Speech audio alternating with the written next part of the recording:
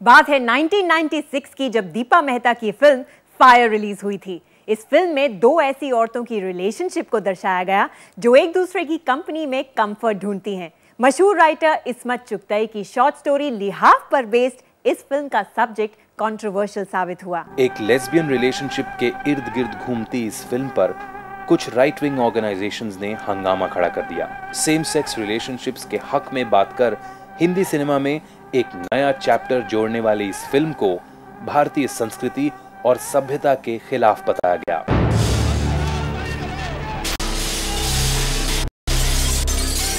लेकिन जब सिनेमा पर तोड़फोड़ की गई तो शबाना ने इस फिल्म के हक में आवाज उठाई। To take law into your hands is wrong. To express dissent is perfectly legal, and if they were protesting outside the theatre, there would be no objection to it. It is this lawlessness and this violence that accompanies it, which is threatening. Shabana Azmi अपने characters की बोली और हाव भाव में खुद को ढालने के लिए कड़ी मेहनत करती हैं, और जहां तक कैरेक्टर की फिजिकल अपीयरेंस का सवाल है तो Shabana is known to go to any extent to make the character look authentic. Deepa Mehta की फिल्म वाटर के लिए ओरिजिनल चॉइस शबाना आजमी ने एक विधवा के रोल के लिए अपना सर मुंडवा लिया था, और श्याम बेनेगल की फिल्म मंडी में एक ब्रॉथेल की एजिंग मैडम के रोल के लिए उन्होंने 20 किलो वजन गेन किया था। She can be anything. She can play anything she wants. Because that's what actresses are meant to do. Actors are meant to do that. They're meant to be able to fit into any part you write for them. And she has that wonderful ability. कहते हैं शबाना आजमी को अपने craft के प्रति ये dedication विरासत में मिली है। उनके father Kaifi Azmi famous poet, lyricist और एक्टिविस्ट थे। शबाना की मदर शौकत आजमी स्टेज और फिल्म्स की फेमस एक्टर हैं। इन दोनों की वजह से घर में हमेशा क्रिएटिव आर्टिस्ट का जमघट लगा रहता था। Shabana was always focused in what she wanted, and when she wanted something, she would, follow it through, see it through. तो ये डेफिनेटली शुरू से शबाना का रहा है। जब शबाना बड़ी हो रही थीं, तब वो अक्सर अपनी माँ को घर में अलग अलग रोल्स के लिए रिहर्स करती देखती। शबाना की पहली ट्रेनिंग वहीं से शुरू हो गई थी। लेकिन शबाना के मन में प्रोफेशनल एक्टर बनने का ख्याल पहली बार तब आया जब उन्होंने film and television institute of India की एक स्टूडेंट फिल्म में जया भादुरी की पावरफुल परफॉर्मेंस देखी, और फिर उन्होंने इस इंस्टीट्यूट के एक्टिंग कोर्स में एडमिशन ले लिया और वो वहां गोल्ड मेडलिस्ट रहीं। शबाना आजमी की रिलीज होने वाली पहली फिल्म थी 1973 में बनी श्याम बेनेगल की अंकुर।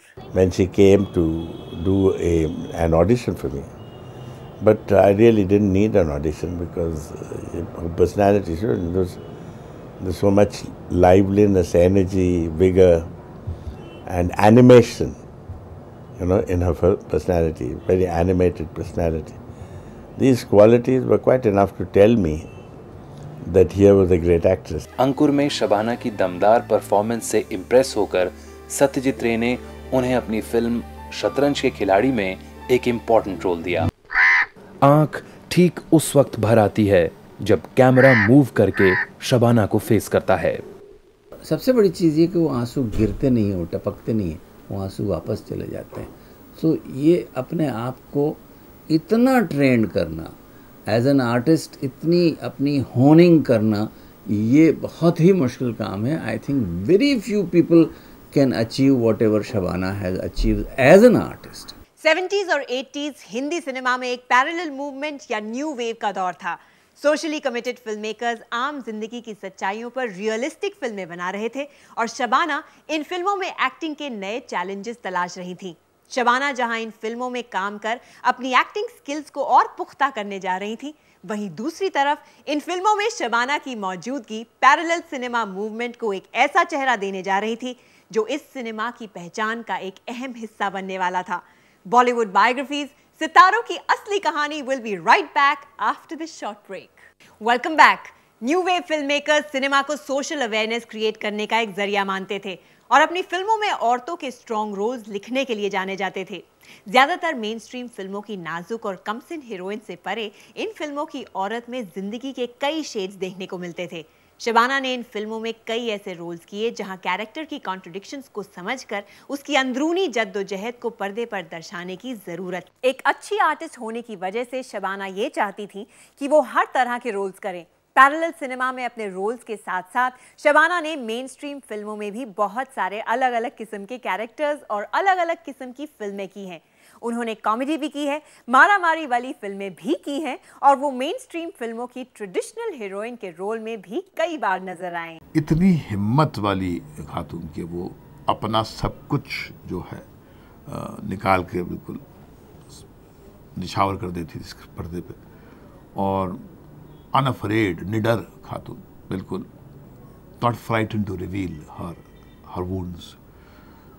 और I can't even conceive of an Earth without Shabana Azmi. अर्थ एक ऐसी फिल्म थी जिसने मुझे रोल मॉडल बना दिया। उसकी वजह से मुझे बहुत सारे सेमिनार्स पे बुलाया जाने लगा। साथ साथ ये भी हुआ कि बहुत सारी औरतें मेरे घर में आने लगी और वो ये उम्मीद रखने लगी कि उनके शादी में जो प्रॉब्लम्स हैं वो मैं सॉल्व कर पाऊंगी, जो कि मेरे लिए एक बहुत ही फ्राइटनिंग एक्सपीरियंस था। मैंने तो इसके लिए बार्गेन नहीं किया था।